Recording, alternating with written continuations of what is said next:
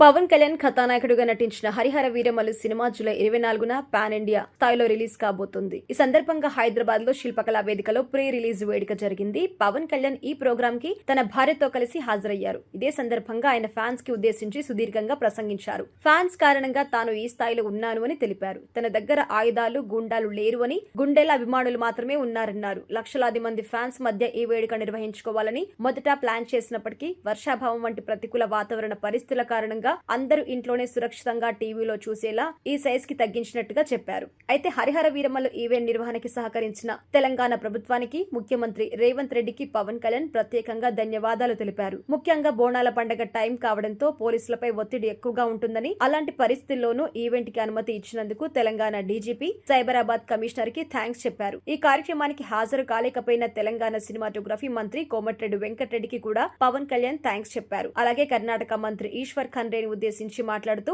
రాజకీయాల్లోకి వచ్చాక తాను ఒక మంచి స్నేహితుడు అని, మిత్రుడిని సంపాదించుకున్నాను అని పేర్కొన్నారు. సరిగ్గా ఒక 2 సంవత్సరాల క్రితం భీమ్లా నాయక్ రిలీజ్ అయినప్పుడు అందరి సినిమాలకి 100లో టికెట్లు రేట్లు ఉంటే పవన్ కళ్యాణ్ సినిమాకి 10 నుంచి 15 రూపాయలు చేశారు. ఆ రోజున నేను ఒకటే చెప్పా, మనల్ని ఎవడ్రా ఆపేది? ఇది డబ్బు కోసమో, ఫైనాన్స్ కోసమో, రికార్డుల కోసమే కాదు. ఇది గడ్స్ గురించి, ధైర్యం కోసం, న్యాయం కోసం నిలబడ్డాం. పవన్ కళ్యాణ్ ఎప్పుడు రికార్డుల కోసం ప్రయత్నం చేయలేదు. నేనేం కోరుకోలేదు. నేను ఒక యాక్టర్ అవ్వాలని కోరుకోలేదు. సగటు మనిషిగా బతుకుదామనుకున్నా. ఒక్క ఆలోచన తప్ప నాలో ఏం లేదు. నేను పొద్దున ప్రెస్ మీట్ లో ఏం రత్నం గురించి మాట్లాడాను.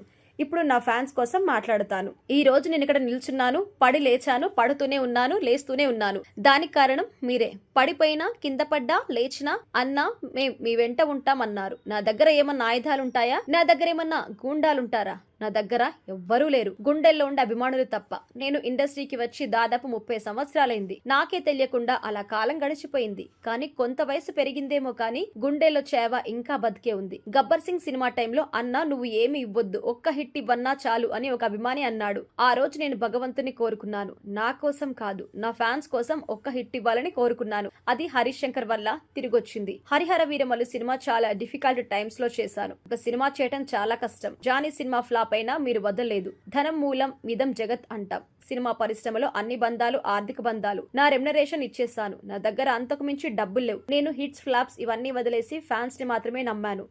నన్ను ప్రేమించే వాళ్ళు ఉన్నారు. డబ్బుకు నేను ఎప్పుడు ప్రాధాన్యత ఇవ్వలేదు. నేను బంధాలకి ప్రాముఖ్యత ఇచ్చాను. నా గుండె నుంచి మీ గుండెకి 2 గుండెల దూరం అంతే. ఖుషి లాంటి సినిమా తీసిన ఏం రత్నం ఎప్పుడో 2017లో ఈ సినిమా తీసుకొచ్చారు. ఎప్పుడు రీమేకులు చేస్తాను అని మీరందరు నన్ను ఎప్పుడు తిడుతుంటారు. ఏం చేయమంటారు చెప్పండి? మనకి ఎవ్వరు పెద్ద పెద్ద దర్శకులు లేరు. మనం కింద నుంచి వచ్చిన వాళ్ళం. రీమేక్ చేస్తే డబ్బులు వస్తాయి. నేను పార్టీ నడపాలి, భార్య పిల్లల్ని పోషించాలి.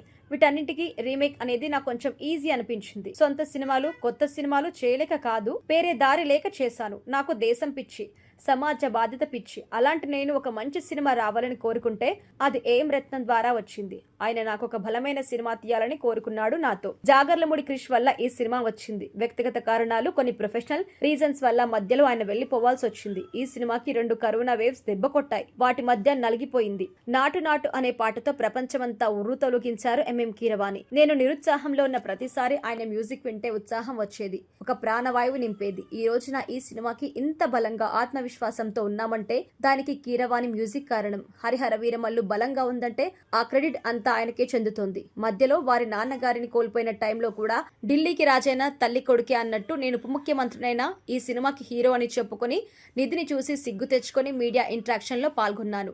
2 సంవత్సరాల క్రితం భీమ్లా నాయక్ రిలీజ్ అయినప్పుడు 10 నుంచి 15 రూపాయల టికెట్ పెట్టినప్పుడు నేనేం అనలేదు. ఇప్పుడు మన ప్రభుత్వం వచ్చింది. మీ కోరిక మేరకు ఈ రోజు టికెట్ల రేట్లు పెరిగాయి. ఆ రోజు మీరు పంతం కొద్ది సినిమా చూశారు. ఈ సినిమా తాలూకు సత్తా కూడా మీకు చూపిస్తాను.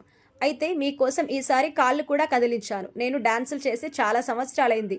పొలిటికల్ ప్రాసెస్ లోకి వెళ్లిపోయి రియల్ లైఫ్ రౌడీస్ ని ఎదుర్కొన్నాను. కానీ సినిమాలో ఇవన్నీ చేయడానికి నేను మళ్ళీ మార్షల్ ఆర్ట్స్ సాధన చేయాల్సి వచ్చింది. 18 నిమిషాలు ఉండే క్లైమాక్స్ పార్టీకి నేను కొరియోగ్రఫీ చేశాను. నీ ధర్మానికి ట్యాక్స్ కట్టాలి అన్నప్పుడు ఎదురు తిరగడమే ఈ క్లైమాక్స్. ఇక్కడ దాచాల్సింది ఏమీ లేదు. ఇది ఒక సస్పెన్స్ సినిమా. కానీ మీరు ఈ సినిమాలో ఏం చూడబోతున్నారు అనేది మాత్రం ఇందులో ఉంటుంది. నాకు సినిమాని అమ్మడం తెలియదు. నా సినిమా ఎన్ని 100 కోట్లు వస్తుంది అనేది కూడా తెలియదు. 10 నుంచి 15 రూపాయలతో కూడా నా సినిమాలు ఆడాయి. నేను ఫ్లాప్స్ లో పెరిగా. నేను ఎప్పుడూ సక్సెస్ లో పెరగలేదు. మీరు కోరుకున్న సక్సెస్ భవిష్యత్తులో రావాలని కూడా కోరుకుంటున్నాను అన్నారు. అయితే ఏదేమైనా మన చేతిలో ఉందల్లా బెస్ట్ ఇవ్వడమే. మిగతాదంతా ఆ దేవుడికి వదిలేద్దాం. మీకు నచ్చితే బద్దలు కొట్టేయండి. మీరే నా బలం. నేను కష్టాల్లో ఉన్నా, ఓటమిలో ఉన్నా, ఎక్కడున్నా అన్నా నీకు మేమున్నాం అని చెప్పినోళ్ళు మీరు. మనల్ని ఎవడ్రా ఆపేదని ముందుకు వచ్చింది మీరు. ఆ గుండె రిపీట్ ఈ గుండె ఎవరి కోసం కొట్టుకోదు, మీ కోసమే కొట్టుకుంటుంది. మీ కష్టాల కోసం కొట్టుకుంటుంది. మళ్ళీ విశాఖపట్నంలో కలుసుకుందాం అంటూ పవన్ కళ్యాణ్ తన స్పీచ్ ముగించారు. ప్రజెంట్ ఈ స్పీచ్ సోషల్ మీడియాలో హల్చల్ చేస్తుంది.